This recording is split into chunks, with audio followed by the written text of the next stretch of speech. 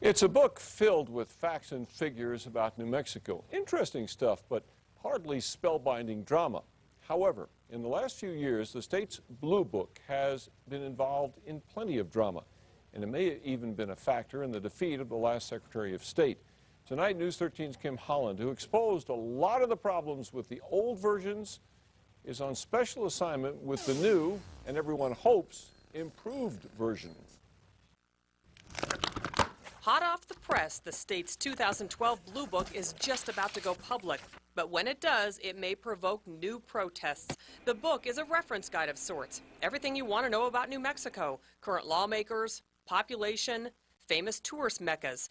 But this book is different. It's the Centennial Blue Book, and its 489 pages are filled with 100 years of state history. It's kind of a signature, if you will, for the state of New Mexico. The Blue Book has been printed every 2 years since 1913, a year after New Mexico achieved statehood.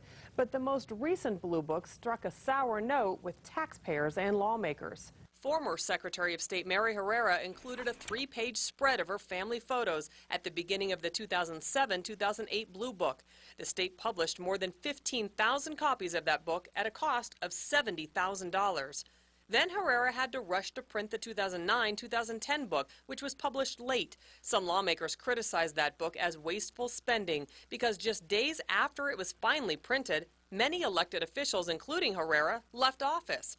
5,000 out-of-date copies cost the state $44 grand. Well, I'm dismayed that the Secretary of State would take that action. This year, Secretary of State Diana Duran is only printing 1,000 copies of the new Centennial Blue Book. At nearly $11,000, that will cost a fraction of the previous books. They will be given to libraries and other individuals as required by law. But for the first time ever, anyone else who wants a copy will have to pay for it. How come you're selling them, and how much are you selling them for? $10.95, which is simply the cost for us to produce them. How come you're selling them this year? Well, we felt like, you know, initially, as I said, talking about the cost of a Blue Book, I think that it's not necessarily a cost that the taxpayers should incur the entire cost. And we double-checked. This Blue Book does not include family photos from Duran or her staff. Kim Holland, KRQE News 13.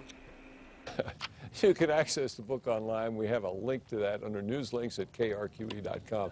Now, I know how the story ends, but I'm not going to give it away. You'll have to buy it. Yes.